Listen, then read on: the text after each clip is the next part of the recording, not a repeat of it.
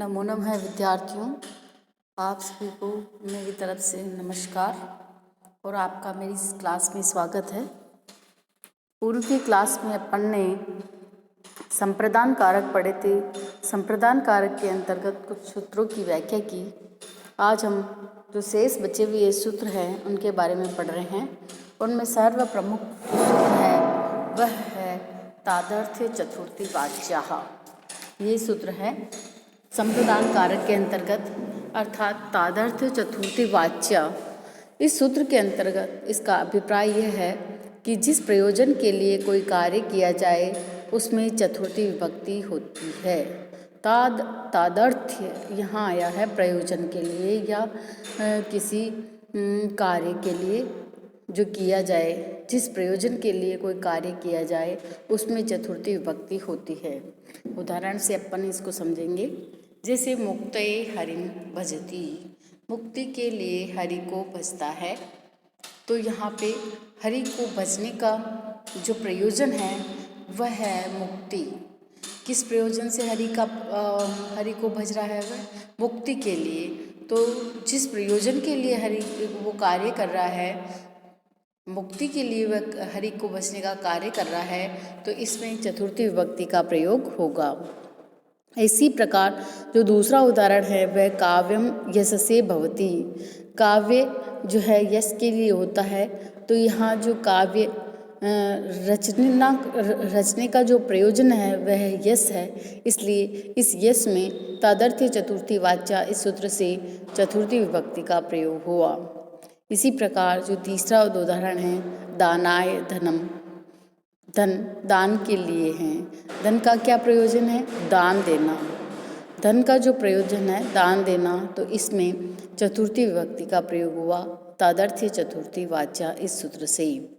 रक्षणाय शक्ति ही, शक्ति रक्षा करने के लिए है, अर्थात जो है शक्ति का जो प्रयोजन है वह रक्षा के लिए है, इसलिए रक्षा शब्द में चतुर्थी विभक्ति का प्रयोग हुआ तादर्थ्य चतुर्थी वाच्या इस सूत्र से।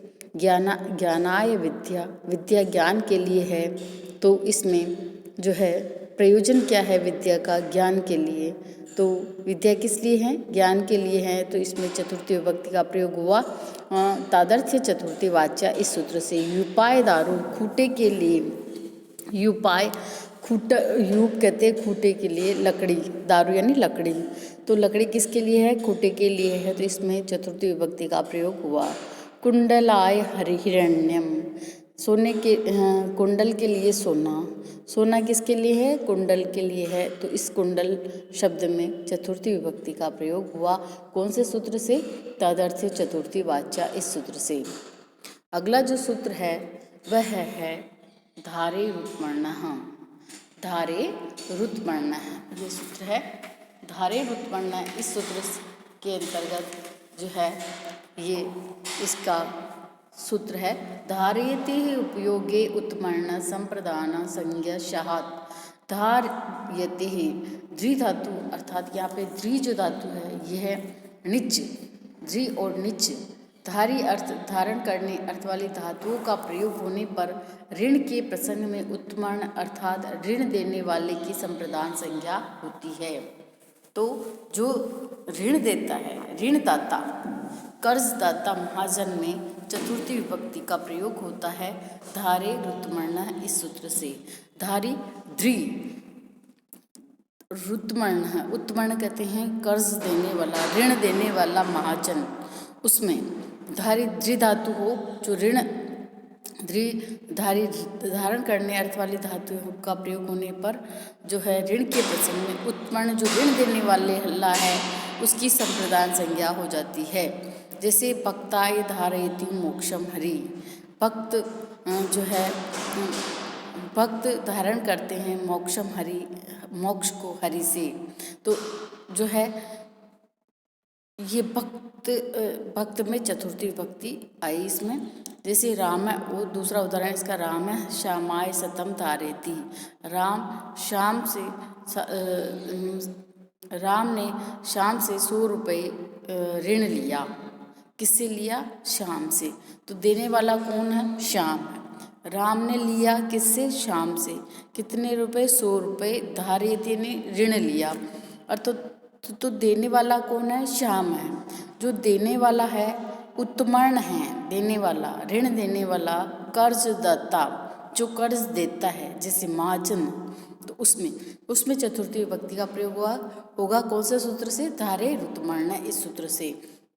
तो राम ने श्याम से 100 रुपये उधार लिए। किससे लिए? राम ने। तो देने वाला कौन है? श्याम है। तो उस देने वाला जो कर्जदाता है उसमें चतुर्थी विभक्ति का प्रयोग होगा कौन से सूत्र से? धारे ऋतुमर्ण है, इस सूत्र से। त्वम मह्यम शतम धारयसि, तुम मेरे को 100 रुपये उधार दो, 100 रुपये ऋण दो, अर्थात धारयसि यानी ऋण दो। त्वम मह्यम, मुझको, या तो मह्यम में देने वाला कौन है? तुम मह्यम, मुझको, तो जो मह्यम है इसमें मुझसे 100 रुपये ऋण ले रही हो, तुम मुझसे 100 रुपये ऋण ले रही हो। तो किससे ले रहा हो ऋण? मह्यम से, मुझसे। तो इसमें जो चतुर्थी विभक्ति का प्रयोग होगा इसका वापस देखिए कि त्वम मह्यम शतम धारयसि, तुम मुझसे, मह्यम आया यहाँ पे, मुझसे, शतम धारयसि 100 रुपये ऋण ले रही हो। तुम मुझसे 100 रुपये ऋण ले रही हो। तो देने वाला कौन है? मुझसे, मह्यम में। तो उसमें चतुर्थी विभक्ति का प्रयोग हो गया। तो यहाँ ऋणी होना या उधार लेना धातु के योग में उधार देने वाला कर्जदाता महाजन की संप्रदान संज्ञा होती है और उसमें चतुर्थी विभक्ति का प्रयोग होता है। तो यहाँ पे ये ध्यान रखना है कि दृ धातु होना जरूरी है, जो कि ऋण अर्थ या उधार लेना धातु के योग में जो कर्जदाता है, जो कर्ज देने वाला है, उसमें चतुर्थी विभक्ति का प्रयोग किया जाता है धारे ऋतुमर्ण, इस सूत्र से। अगला जो सूत्र है ये बहुत ही इम्पोर्टेंट सूत्र है। ये चतुर्थी विभक्ति का बहुत सी बार ये भी परीक्षा में पूछा गया है। तो छठा नंबर का सूत्र है नमः स्वस्ति स्वाहा स्वधा अलम वषट योगाच्च है। अर्थात नमः नमस्कार करना, स्वस्ति कल्याण करना, स्वाहा स्वधा अलम और वषट शब्दों के योग में चतुर्थी विभक्ति का प्रयोग होता है। अर्थात चतुर्थी विभक्ति की जाती है, संप्रदान कारक होता है किन किन शब्दों के योग में? जहाँ नमः अर्थात नमस्कार करना, स्वस्ति कल्याण करना, स्वाहा अर्थात हविष दान करना, स्वधा अलम अपर्याप्त और अलम और वषट शब्दों के योग में चतुर्थी विभक्ति का प्रयोग होता है। चतुर्थी विभक्ति का प्रयोग होता है। जैसे उदाहरण देखिए, रामाय नमः, राम को नमस्कार। तो किसको नमस्कार किया जा रहा है? राम को। तो नमः के योग में राम में चतुर्थी विभक्ति का प्रयोग हुआ। इसी प्रकार जो अन्य उदाहरण है वह है स्वस्ते, स्वस्ति भवते, आपका कल्याण हो, स्वस्ति भवते आपका कल्याण हो। तो यहाँ पे स्वस्ति शब्द की वजह से इसमें चतुर्थी विभक्ति का प्रयोग हुआ भवते अग्ने स्वाहा।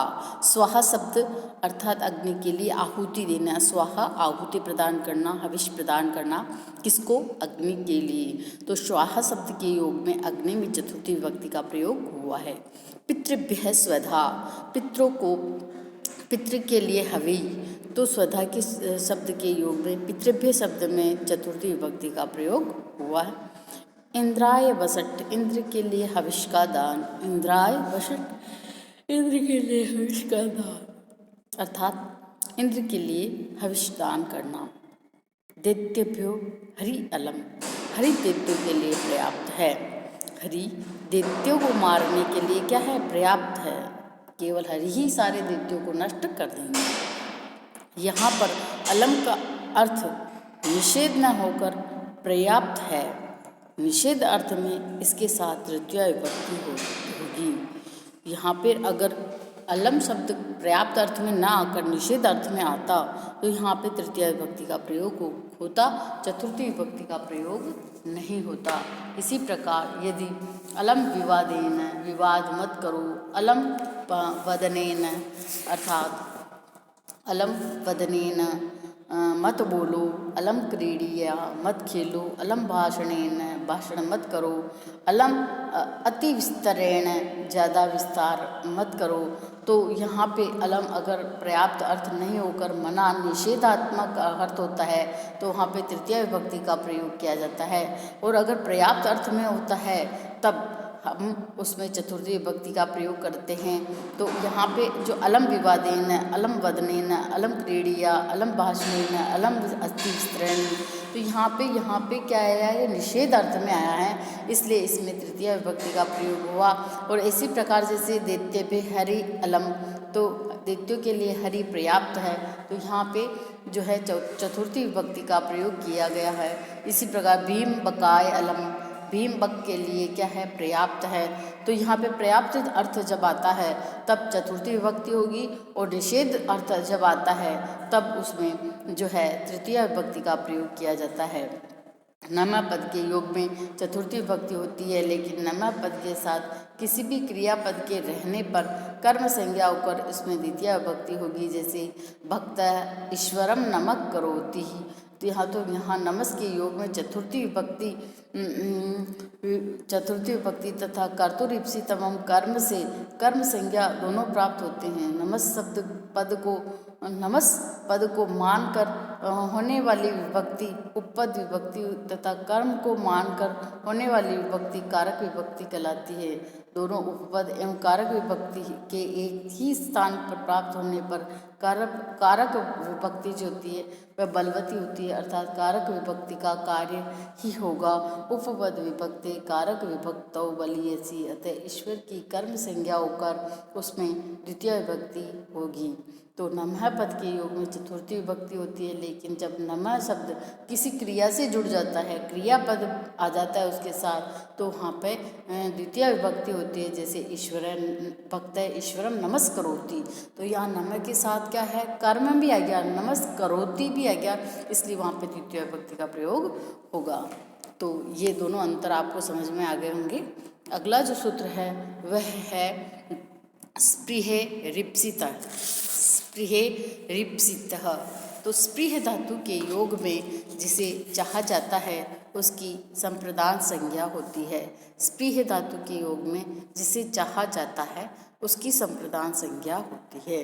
तो पुष्पेभ्य स्पृहयति, पुष्पों की स्पृहा करता है।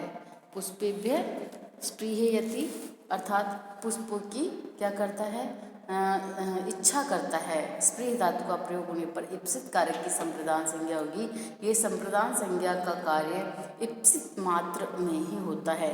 तो पुष्प किसको चाहता है, वह किसकी इच्छा कर रहा है, पुष्प की इच्छा कर रहा है, तो किस पुष्पेभ्य में चतुर्थी विभक्ति का प्रयोग हो जाएगा। पुष्पेभ्य स्पृहयति, पुष्पों को चाहता है, पुष्पों की स्पृहा करता है।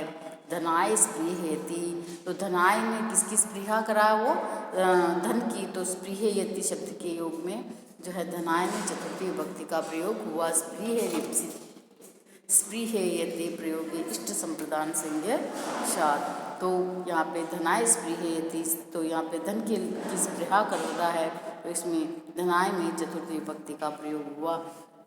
तो आज अपन ने जो 3-4 सूत्र पढ़े हैं। तादर्थ्य चतुर्थी वाच्या धारे रुत्मर्ण नमः स्वस्ति स्वाहा स्वधा अलम व षट्योगाच और स्पृहे लिप्सितः।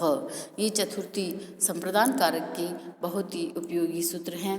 इनको आप बहुत ही अच्छी तरीके से पढ़ना, नहीं आए तो मुझे वापस पूछना।